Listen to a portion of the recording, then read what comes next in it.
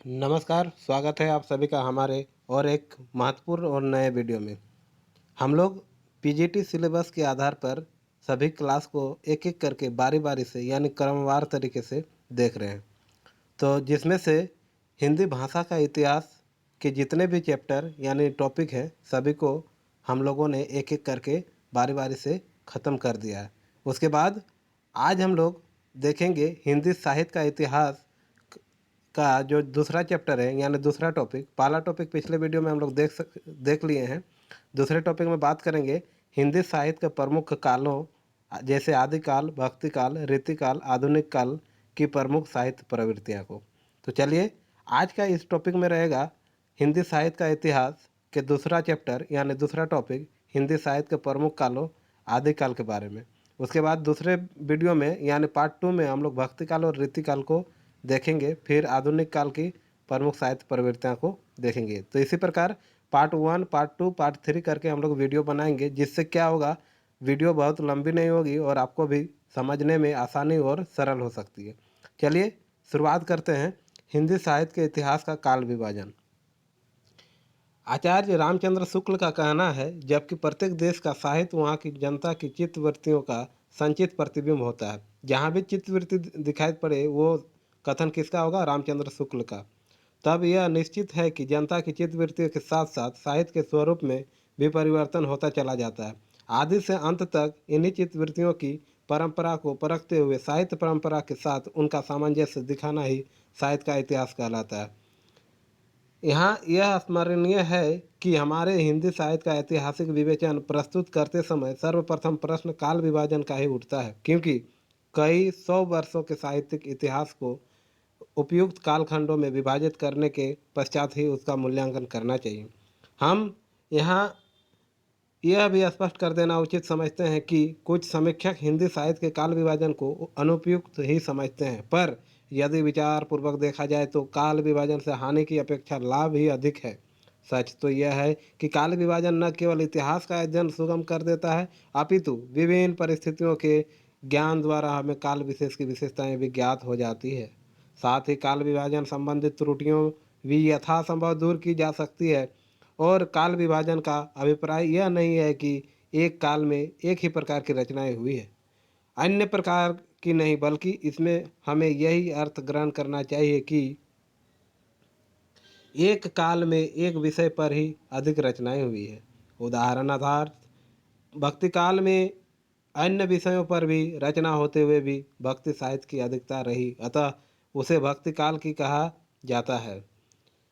इस प्रकार काल विभाजन विषय विशेषकर की गई है रचनाओं का द्योतक है, और हिंदी साहित्य के इतिहास का वैज्ञानिक अध्ययन तभी संभव है जबकि उसका काल विभाजन करते हुए काल क्रमानुसार उसकी प्रगति पर विचार किया जाए। वस्तुतः काल विभाजन की दृष्टि से सर्वप्रथम उल्लेखनीय प्रयास एक आचार्य रामचंद्र शुक्ल ने ही किया है, और उनका कहना है कि हिंदी साहित्य का विवेचन करने में यह बात ध्यान में रखनी होगी कि किसी विशेष समय में लोगों में रुचि विशेष का संचार और पोषण किधर से और किस प्रकार हुआ। उपयुक्त व्यवस्था के अनुसार हम हिंदी साहित्य के 900 वर्षों के इतिहास को 4 काल में विभक्त कर सकते हैं। वो 4 काल कौन कौन से हैं? आदिकाल यानी वीर गाथा काल 1050 ईस्वी से लेकर 1375 ईस्वी तक। पूर्व मध्यकाल यानी भक्ति काल 1375 से लेकर 1700 ईस्वी तक। उसके बाद उत्तर मध्यकाल यानी रीतिकाल 1700 से लेकर 1900 तक। यानी आधुनिक काल गद्य काल 1900 से लेकर 1948 तक। ये काल विभाजन प्रमुख रूप से मान्यता यानी इसी को मान्य प्राप्त हुआ है।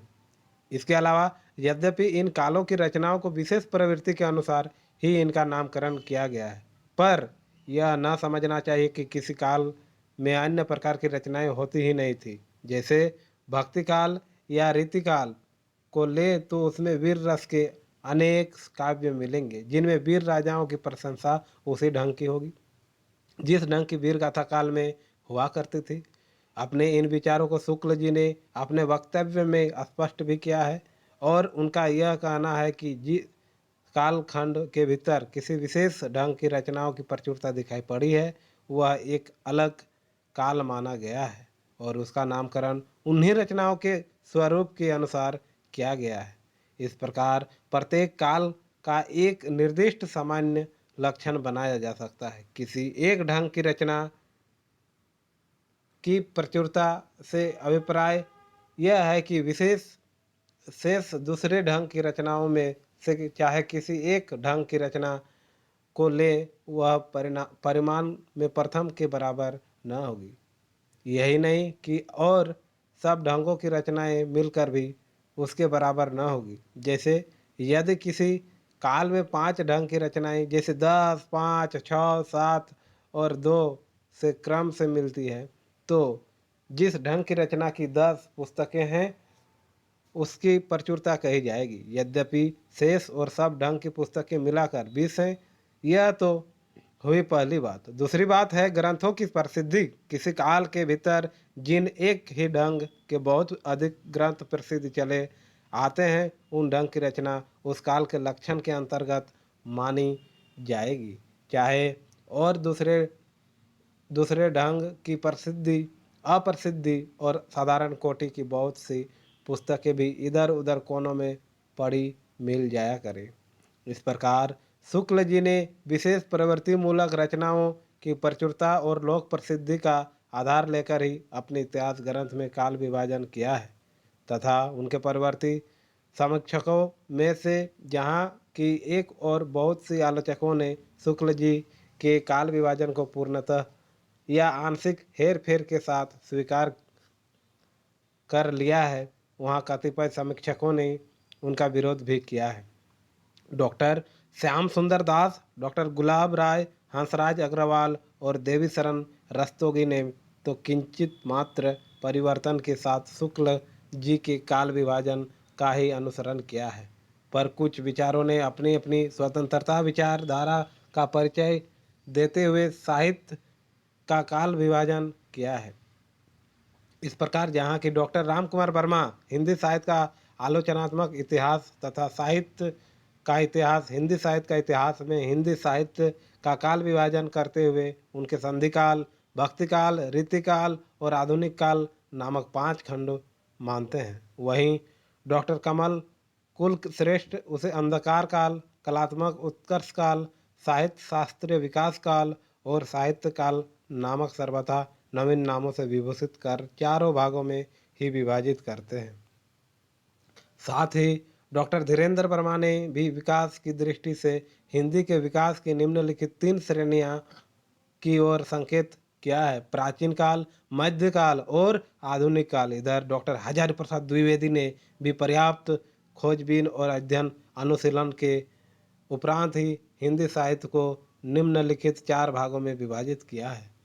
हिंदी साहित्य का आदिकाल 10वीं से 14वीं शताब्दी, भक्ति साहित्य 14वीं शताब्दी से 16वीं शताब्दी का मध्य भाग, रीति काव्य यानी रीतिकाल 15वीं शताब्दी से मध्य भाग से 19वीं शताब्दी के मध्य भाग तक और आधुनिक काल 19वीं शताब्दी के मध्य भाग से आज तक।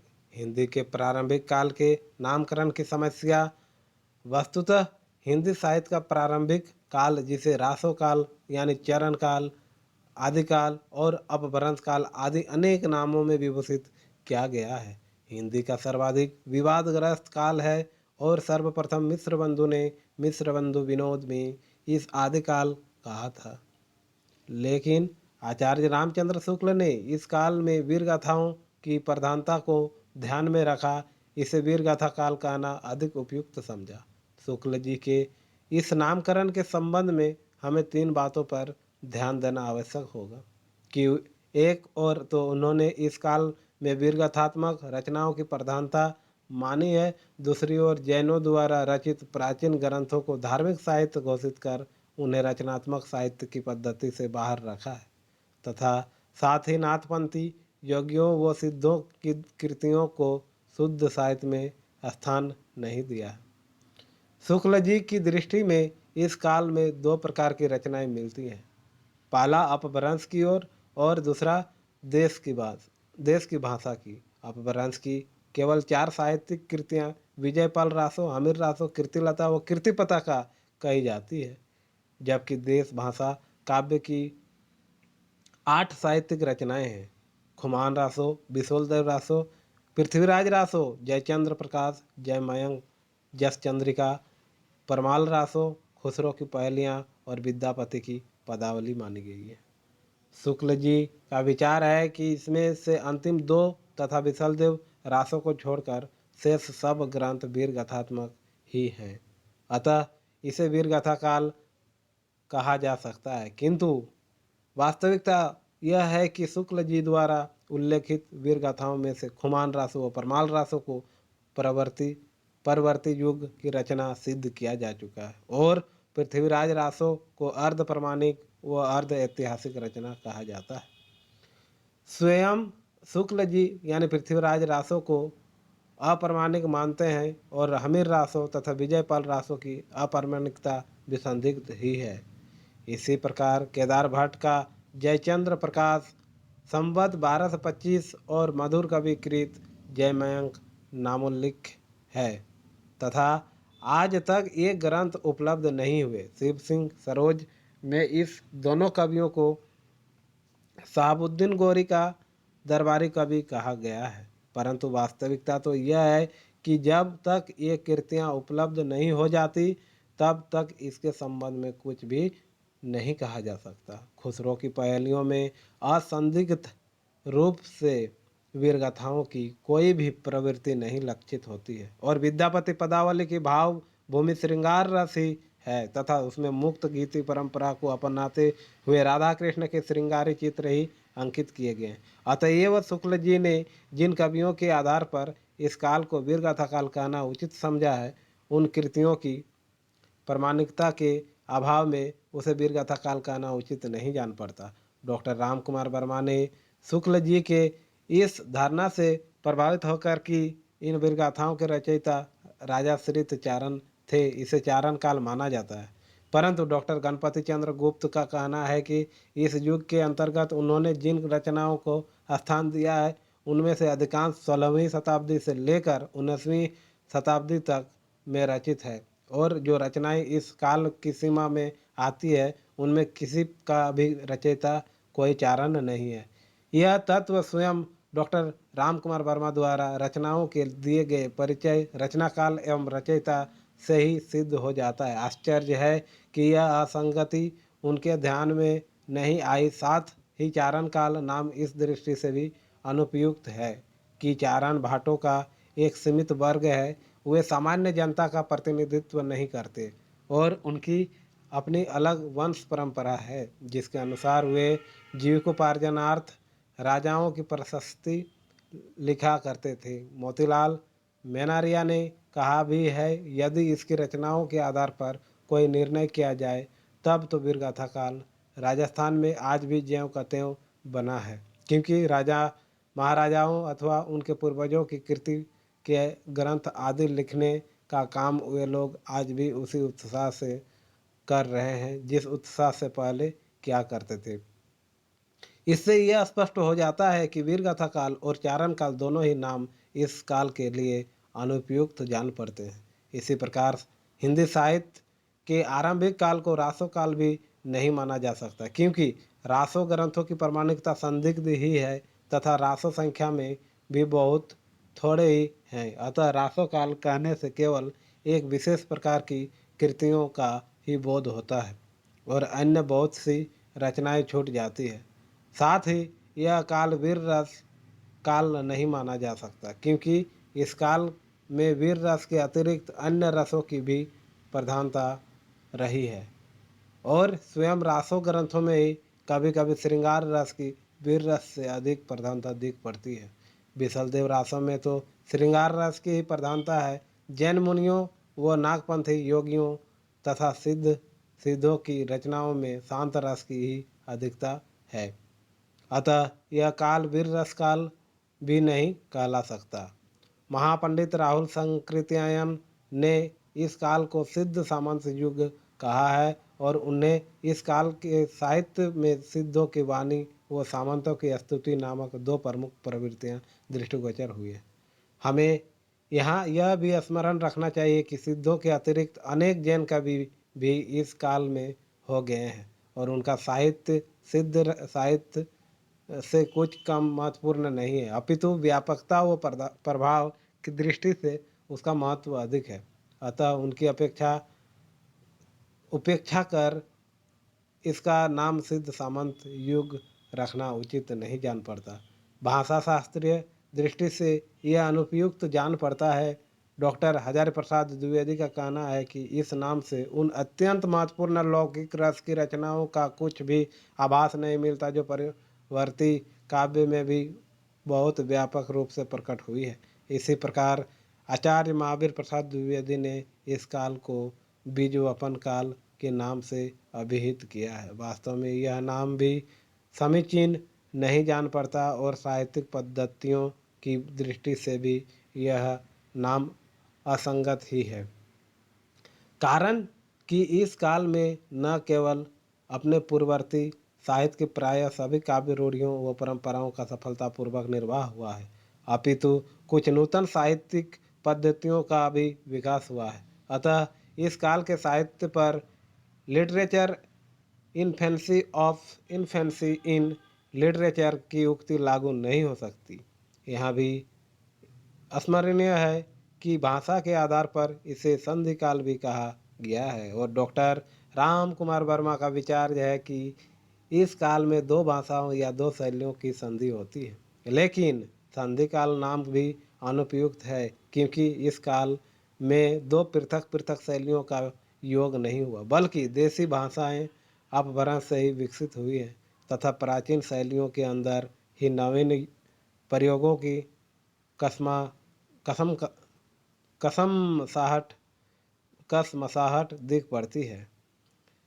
इसमें कोई संदेह नहीं कि इस काल के नामकरण की समस्या के समाधान में डॉक्टर हजारी प्रसाद द्विवेदी ने अपना सर्वाधिक महत्वपूर्ण योगदान दिया है, परंतु उन्होंने मिश्र बंधुओं द्वारा रखा गया नाम आदिकाल ही स्वीकार कर लिया है। लेकिन उनका विवेचन विश्लेषण सर्वथा मौलिक और महत्वपूर्ण है। ये तो द्विवेदी जी आदिकाल नाम से सर्वथा संतुष्ट नहीं है और उनका यह कहना है कि वस्तुतः हिंदी का आदिकाल शब्द एक प्रकार की भ्रामक धारणा की सृष्टि करता है और श्रोता के चित्त में यह भाव पैदा करता है कि यह काल कोई आदिम मनोभावपन्न परंपरा विनिमुक्त काव्य रूढ़िग्रस्त और सचेत कवियों का काल है। बिहार राष्ट्र भाषा परिषद पटना द्वारा आयोजित भाषण माला के अंतर्गत दिए गए अपने व्याख्यान में द्विवेदी जी ने यह भी कहा है कि इस काल को अपभ्रंश काल कहना उचित ही है, परंतु हिंदी साहित्य का आदिकाल और हिंदी साहित्य नामक अपनी दो कृतियों में उन्होंने उसे आदिकाल ही कहा है। अतः इससे यह स्पष्ट हो जाता है कि उन्हें इस काल को आदिकाल कहना ही अधिक उपयुक्त जान पड़ता है।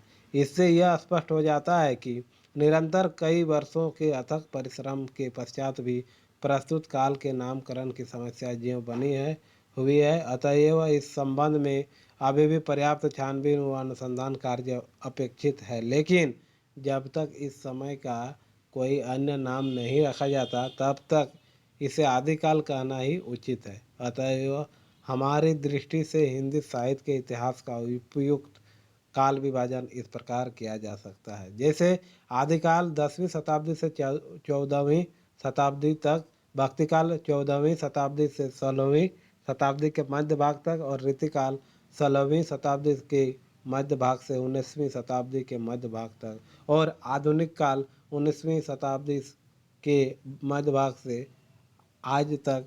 कतिपय विचारक आधुनिक काल को भी दो विभागों के विभाजित करते हैं और वे इसका एक उपदेश स्वतंत्रोत्तर काल भी मानते हैं। इसके बाद हम लोग जानेंगे आदिकाल को, फिर अगले वीडियो यानी पार्ट 2 में जानेंगे भक्ति काल को। इस प्रकार पार्ट 3 पार्ट 4 करके हम लोग वीडियो को छोटे छोटे टुकड़ों में बनाएंगे ताकि आपको पीजीटी के सिलेबस के आधार पर जितने भी हम लोग का टॉपिक है सभी पूरा हो सके। सिर्फ और सिर्फ आप लोग का सपोर्ट, सहयोग और प्रोत्साहन की ज़रूरत है। बाकी आप लोग से मेरी और अतिरिक्त कुछ भी अपेक्षा नहीं है। सिर्फ आप सहयोग कीजिए, मुझे मोटिवेट कीजिए यानी प्रोत्साहित कीजिए, जिससे मैं आपके लिए इस प्रकार की वीडियो बना सकूं और जितना हो सके मैं बेहतर करने का प्रयास कर सकूं। चलिए जानते हैं आदिकाल को हिंदी साहित्य के 11वीं सदी के मध्य से 14वीं सदी तक के समय को आदिकाल या वीरगाथा काल कहा जाता है। सर्वप्रथम शुक्ल जी ने इसे वीरगाथा काल कहा। आदिकाल को ही वीरगाथा काल कहा था, लेकिन कौन? शुक्ल जी ने। किंतु राहुल संकृत्यान ने आदिकाल का नाम सिद्ध सामंत युग दिया है तथा इसका प्रारंभ 8वीं सदी से माना है। आचार्य आचार्य प्रसाद द्विवेदी ने इसे आदिकाल कहना ही उपयुक्त माना है। उन्होंने इसकी सीमा सन 1000 ईस्वी से 1400 ईस्वी तक स्वीकार की है। आदिकाल का सबसे अधिक प्रचलित नाम आचार्य रामचंद्र शुक्ल द्वारा दिया गया वीरगाथा काल है। इनके विचार से इस काल में प्राप्त होने वाले काव्य ग्रंथों में वीर गाथाओं का गान करने की प्रवृत्ति की प्रमुखता रही है, किंतु नवीनतम खोजों के आधार पर यह सिद्ध हो चुका है कि इस काल में केवल वीर गाथा की ही प्रवृत्ति नहीं रही थी, अपितु अपभ्रंश में रचित उस प्रचुर साहित्य की भी उपेक्षा नहीं की जा सकती जिसके अंतर्गत सिद्ध एवं जैन साहित्य सम्मिलित है। अतः आजकल इसे आदिकाल के नाम से ही जाना जाता है। आदिकाल में दो प्रकार की रचनाएं मिलती हैं, अपभ्रंश की और देश भाषा की, यानी बोलचाल की। अपभ्रंश उस समय की बोलचाल की भाषा तो नहीं थी, परंतु साहित्यिक परंपरा की भाषा अवश्य थी जिसका प्रयोग कवि लोग अपनी रचनाओं में कर रहे थे। उस काल की देश भाषा के नमूने खुसरो तथा विद्यापति की रचनाओं में प्राप्त होते हैं। विद्यापति ने अवहट तथा मिथिला प्रदेश की प्रचलित भाषा मैथिली दोनों को ही अपनाया। उनकी कृतिलता अवहट भाषा में है। इस प्रकार आदिकाल के हिंदी काव्य के हमें दो रूप मिलते हैं, अपभ्रंश काव्य तथा देश भाषा काव्य यानी बोलचाल काव्य। अपभ्रंश भाषा की पौमचर्यु तिस्सठी महापुरीम गुणालंकार यनाकुमारचर्यु करकंड रचिव मविष्यत कहा संदेश राशक आदि अनेक साहित्यिक पुस्तकें प्राप्त होती हैं। देश भाषा के 8 काव्य प्रसिद्ध हैं। खुमान रासो, बिसलदेव रासो, विजयपाल रासो, अमीर रासो, पृथ्वीराज रासो, जयचंद्र प्रकाश, जय मयंक, जस चंद्रिका, परमाल रासो, आल्हा का मूल रूप, अमीर खुसरो की रचनाएं तथा विद्यापति की पदावली आदिकाल अथवा वीरगाथा काल में रचित साहित्य की प्रमुख प्रवृत्तियाँ इस प्रकार हैं। वीरों की गाथाएं की बात करें तो वीरों की गाथाएं इस काल में वीर गाथात्मक रचनाएं प्रचुर मात्रा में की गई है। इस काल के अनेक रचयिता राजाओं के आश्रय में रहते थे। अपने अपने आश्रयदाता राजाओं के शौर्य की प्रशंसा बढ़ा चढ़ाकर करना उनकी एक प्रमुख विशेषता थी। तत्कालीन राजाओं में शौर्य का अभाव भी नहीं था, इसलिए उनकी वीरता को काव्य का विषय बनाना स्वाभाविक था। पृथ्वीराज रासो में चंद्रबरदाई ने पृथ्वीराज की वीरता और शौर्य का बहुत विस्तार से वर्णन किया है। खुमान रासो, परमाल रासो, बिसलदेव रासो आदि में भी इस तरह के वर्णन मिलते हैं। परमाल रासो जिसका विकसित रूप अल्लाह है, आज भी गाँव में बड़े उत्साह के साथ गाया जा और सुना जाता है। वीर रस की प्रधानता की बात करें, वीर रस की प्रधानता इस काल की अधिकांश रचनाओं में वीर रस की अभिव्यक्ति हुई है। वीरों के साहस, शौर्य, उत्साह, धैर्य आदि के वर्णन ऐसी ओजस्वी भाषा में हुई है जो सहज ही वीर रस की अनुभूति कराते हैं। इस काल में वीर रस का इतना सुंदर परिपाक हुआ है कि बाद में साहित्य में इसका इतना पुष्ट रूप मिलना दुर्लभ है। युद्धों का सजीव वर्णन, युद्धों का सजीव वर्णन आदिकाल की एक प्रमुख प्रवृत्ति यह दृष्टिगत होती है कि इस काल में युद्धों का वर्णन बहुत अधिक हुआ है। ये वर्णन इतने सजीव हैं कि आँखों के सामने युद्ध का चित्र उपस्थित हो जाता है। घोड़ों का दौड़ना, शास्त्रों का चलाना, युद्ध के बाजों का बजना, सभी कुछ कवियों की वाणी से मुखरित होता हुआ प्रतीत होता है। इसका कारण यह है कि इस काल के कवि न केवल युद्ध के प्रत्यक्षदर्शी होते थे, वरन वे युद्धों में स्वयं हिस्सा भी लेते थे। श्रृंगार रस वर्णन, अगर बात करें श्रृंगार रस वर्णन की तो आदिकाल की एक प्रमुख प्रवृत्ति है वीर रस के साथ श्रृंगार रस का संयोग। इन रचनाओं में वीर रस के वर्णन तो है ही, उनके साथ श्रृंगार रस की अभिव्यंजना भी स्थान स्थान पर मिलती है। ऐसा होता था कि राजा किसी दूत के मुख से किसी स्त्री के सौंदर्य की प्रशंसा, उनके अंग प्रत्यंग की शोभा का वर्णन सुनाता था। युद्ध में जीती हुई महिलाओं के साथ राजाओं के भोग विलास के चित्र भी इन काव्यों में खींचे गए हैं। ये सभी प्रसंग श्रृंगार रस के हैं और ऐसे प्रसंग वीर गाथा काव्य में बहुत मिलते हैं। वीरता और श्रृंगारिकता का ऐसा बहुत अद्भुत मेल इस काल की उल्लेखनीय विशेषता है। प्रकृति चित्रण इस काल में यानी आदिकाल में प्रकृति का आलम्बन एवं उद्दीपन दोनों ही रूपों में चित्रण हुआ है। युद्ध क्षेत्र में जाते हुए सैनिकों का वर्णन करते समय रास्ते में पड़ने वाले नगर, नदी, पर्वत आदि का वर्णन कवियों ने जमकर किया है। प्रकृति का चित्रण विशेषकर उद्दीपन रूप में ही हो पाया है। प्रकृति के स्वतंत्र या आलम्बन रूप के चित्रण में कवियों ने अधिक रुचि नहीं दिखाई है। प्रकृति चित्रण के नाम पर वस्तुओं को गणना की अधिक मिलती है। आश्रयदाता राजाओं की प्रशंसा तथा राष्ट्रीयता का अभाव है। आश्रयदाता राजाओं की प्रशंसा तथा राष्ट्रीयता का भी अभाव है। इस काल यानी आदिकाल के कवियों की वाणी अपने अपने आश्रयदाताओं के अतिशयोक्तिपूर्ण वर्णन में ही लगी रही है। उन लोगों ने देश की स्थिति एवं भविष्य की ओर बिल्कुल ध्यान नहीं दिया, जिसके कारण उनके काव्य में राष्ट्रीयता का पूर्ण अभाव रहा। उनका लक्ष्य केवल उसी राज्य या राजा तक सीमित रहता था जिनके वे आश्रित होते थे। भट्ट, केदार तथा मधुकर कवि ने कन्नौज के राजा जयचंद का, हालांकि भारतीय जनता में इस नरेश को देशद्रोही के रूप में जाना जाता है। जनजीवन से संपर्क का अभाव। बात करें आदिकाल में तो आदिकाल में रासो ग्रंथों के रचयिता राजा आश्रय में रहते थे। चंद्रबरदाई, दलपति विजय, भट्ट, केदार, नरपति, नाल, याज्ञनिक, विद्यापति आदि प्रमुख कवि राजाओं के आश्रित थे। इनका जन जीवन से संपर्क कटा हुआ था। सामंती जीवन वैभव विलास का चित्रण करना, उनकी समस्याओं एवं उनके द्वारा किए गए युद्धों आदि का चित्रण करना ही उनका मुख्य लक्ष्य था। इसलिए इस काल के कवि जनता के करीब नहीं थे। इस काल के काव्य में जन जीवन की समस्या नहीं चित्रित हो पाई है। जैन बौद्ध कवि यद्यपि जनता के बीच रहते थे, फिर भी उनका संबंध उनकी समस्याओं से न था। जनता से अगर उनका कोई संबंध था तो सिर्फ इतना कि उनकी रचनाओं को जनता में गाया सुना जाता था। बात करें ऐतिहासिक असंगतियाँ की तो वीरगाथा काल यानी आदिकाल की अधिकतर रचनाएं तत्कालीन ऐतिहासिक घटनाओं पर आधारित है, किंतु कवियों ने उनमें अपनी रुचि और आवश्यकता के अनुकूल स्थान स्थान पर परिवर्तन कर दिया है, जिससे ऐतिहासिक सत्य की क्षति पहुंची है। उनका दृष्टिकोण इतना संकीर्ण है कि उन्होंने इतिहास के सत्य को अक्सर झुठलाने की कोशिश की है। अतिशयोक्ति पूर्ण वर्णन। बात करें अतिशयोक्तिपूर्ण वर्णन यानी जो बढ़ा चढ़ाकर जिसका वर्णन किया जाता है उसे अतिशयोक्तिपूर्ण वर्णन कहा जाता है। इस काल की यानी आदिकाल की रचनाओं में कवियों ने हर बात को बहुत बढ़ा चढ़ाकर कही है, जिससे उनके वर्णन अतिशयोक्तिपूर्ण हो गए हैं।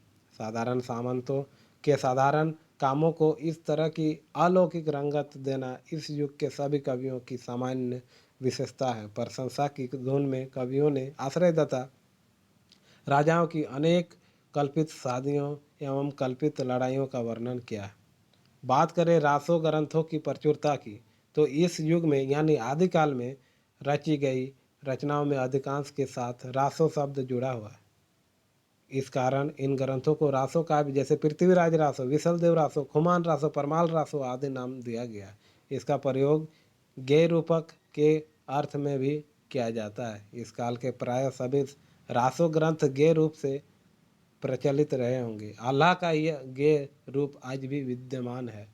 भाषा की बात करें आदिकाल में अपभ्रंश, डिंगल, खड़ी बोली तथा मैथिली भाषा का प्रचलन था।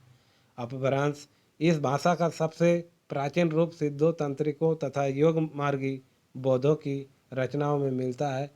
नाथपंथियों ने भी अपने मत के प्रचार के लिए राजपूताना तथा पंजाब की प्रचलित भाषा में ग्रंथ लिखे, जिनमें अपभ्रंश, राजस्थानी तथा खड़ी बोली का मिश्रण प्राप्त होता है।